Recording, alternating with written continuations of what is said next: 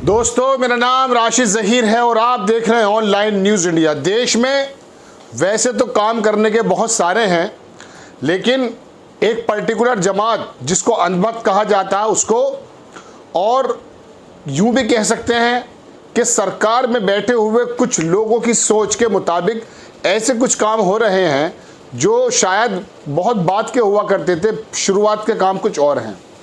दरगाह का तोड़ जाना आप सुनते हैं। हरियाणा में आपने सुना होगा कि दरगाह को तोड़ा गया और हनुमान मंदिर बना दिया गया। 300 साल पुरानी एक दरगाह कर्नाटक में दर्शकों थी, वहाँ लोकल प्रशासन ने उसको मिसमार कर दिया। मिसमार कहते हैं उसको ज़मींदोज़ कर दिया। सबसे ज़्यादा ज़रूरी काम यही लगते हैं कि किसी की आस्था अगर जुड़ी हुई हो तो उस आस्था पर किस तरह से कुठाराघात किया जाए। मैं आपको पूरी खबर सुनाऊंगा, लेकिन उससे पहले मैं आपको कुछ बातें सुनाना चाहता हूँ। अभी योगी आदित्यनाथ जी का एक बयान आया, उसके अंदर उन्होंने तमाम उत्तर प्रदेश के जितने आला अधिकारी थे उनको इकट्ठा किया। मैं आपको दरगाह की वो वीडियो पूरी दिखाऊंगा, पहले की भी, और जो तोड़ने के बाद की है वो भी दिखाऊंगा। कर्नाटक की बात है, लेकिन उससे पहले आप बने रहिए मेरे साथ। तो योगी आदित्यनाथ जी ने सबको, जो अभी कांवड़ यात्रा शुरू होने वाली है और मुस्लिमों का जो त्यौहार है बकरीद, इसके बारे में इंस्ट्रक्ट किया, बड़ी अच्छी तरह से समझाया कि बहुत ही संपन्न होना चाहिए अच्छी तरीके से। उसमें एक बात मुझे बड़ी अच्छी लगी उनकी, आपको कितनी अच्छी लगती है आप तय कीजिएगा, कि कोई भी ऐसा प्रतिबंधित जानवर नहीं कटना चाहिए। बहुत कायदे की बात है। और वहाँ पर जो धार्मिक स्थल हैं उस पर नज़र रखनी चाहिए, और अगर कोई इस तरह की बातें करता है कि प्रतिबंधित जानवर काटता है या उल्लंघन करता है तो उस पर सख्ती से निपटा जाए। कितनी अच्छी बात है, मुझे अच्छी लगी। दूसरी बात उन्होंने कही कि साहब कांवड़ यात्रा जो है उसके अंदर म्यूज़िक वगैरह भी होता है, ज़रा सा तय कर लें कि मानकों के मुताबिक बजे, और वो म्यूज़िक भी बजता है, और उनकी जो है अगर वो प्यासे हैं तो उनके लिए पानी भी होना चाहिए। बहुत अच्छी बात है। मुस्लिम समाज पानी पिलाता है, हम उत्तर प्रदेश में देखें, और वो मानक कैसे तय होंगे ये तो आप कांवड़ के जो यात्रा होगी उसमें देख लीजिएगा। उसमें कहना है धार्मिक संगीत, वो कितना धार्मिक संगीत बजता है, कितना तेज़ बजता है। डीजे का मतलब क्या है? ज़मीन का हिल जाना। हमारे यहाँ उत्तर प्रदेश के अंदर कई शहर ऐसे हैं जहाँ से निकलती हैं, तो रात को जब वो निकलता है डीजे तो लोगों की नींद तो उड़ नहीं जाती, मकानों की नींव भी हिल जाती है। और वो कितना मानक पूरा होते हैं। तो बहरहाल कहने का मतलब ये कि उन्होंने अपना समझाया। अब मैं आ जाता हूँ कर्नाटक पे, आपको खबर दिखाता हूँ। दर्शकों, थोड़ी भूमिका लंबी हो गई, माफ़ी चाहूँगा, लेकिन ज़रूरी था बताना। पहले आपको मैं वो दरगाह के फ़ोटो दिखाता हूँ। ये 300 साल पुरानी दरगाह थी जो आपकी स्क्रीन पर मैंने लगाई है, ये लाइटों से जगमगा रही है।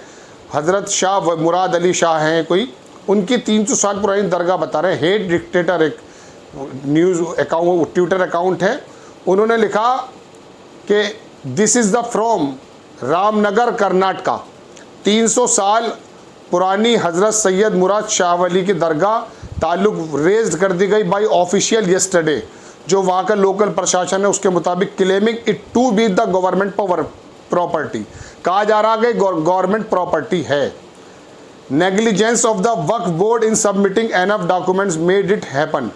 जो वक्फ बोर्ड है वो वहाँ पर मुनासिब यानी कि ज़रूरी कागजात जो है जमा नहीं कर पाया।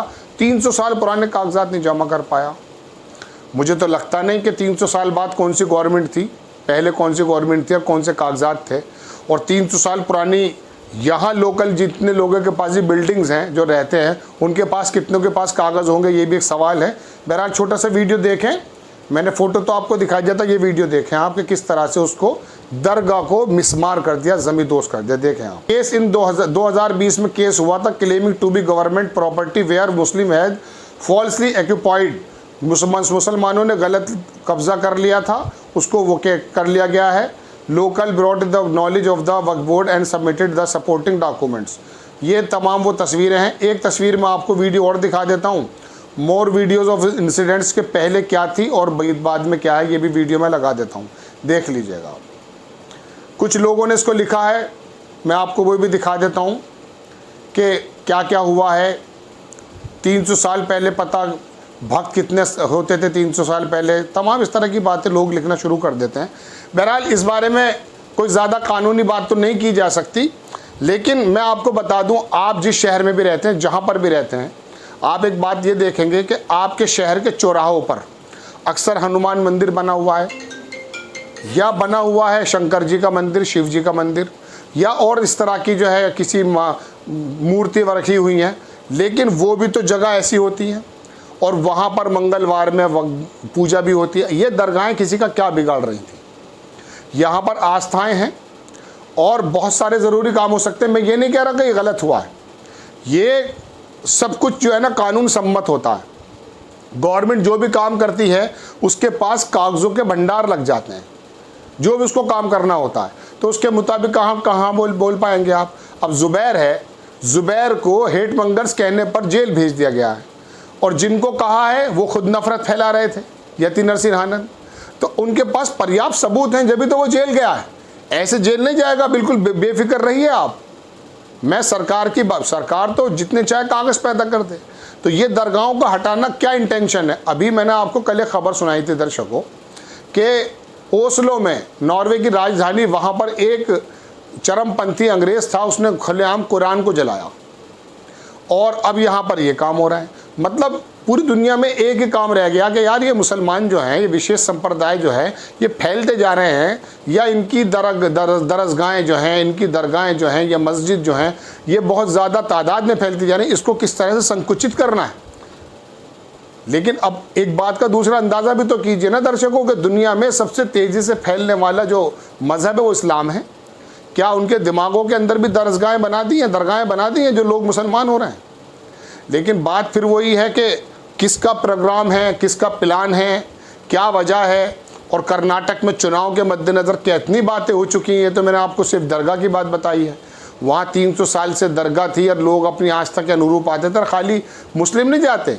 हमारे भारतीय जनता पार्टी के बड़े बड़े नेता जो हैं, जो अजमेर में और कलियर में और जहाँ कहाँ जाते हैं और चादरें चढ़ाते हैं, बॉलीवुड के सितारे चढ़ाते हैं। ज़्यादातर लोग ऐसे होते हैं जो गैर मुस्लिम होते हैं, वो लोग जाते हैं। तो आस्थाओं की बात होती है। मैं नहीं कह रहा अगर वो रोड पर था या कहीं ऐसी जगह था, हटा दिया, समझ में आती है बात।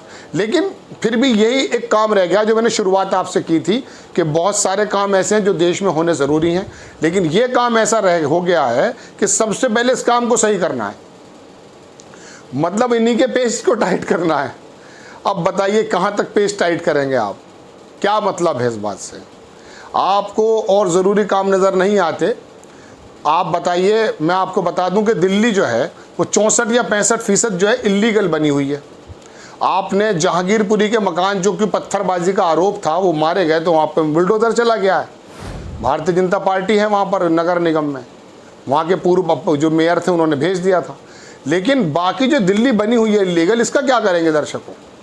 तो बात ये नहीं चल रही कि दरगाह को आपने गलत तोड़ा, उस बारे में तो हम कुछ कह ही नहीं सकते। आपका राज है साहब, आप कुछ भी कीजिए, लेकिन ज़रूरी काम करने का कुछ और भी है देश में। आपको खबर कैसी लगी अपनी राय कमेंट्स बॉक्स में ज़रूर दीजिए। चैनल को सब्सक्राइब कीजिए, शेयर कीजिए। नेक्स्ट टाइम मैं किसी खबर के साथ आता हूँ। जय हिंद। इस खबर को अभी लाइक करें, शेयर करें, अभी चैनल को सब्सक्राइब करें और घंटी जरूर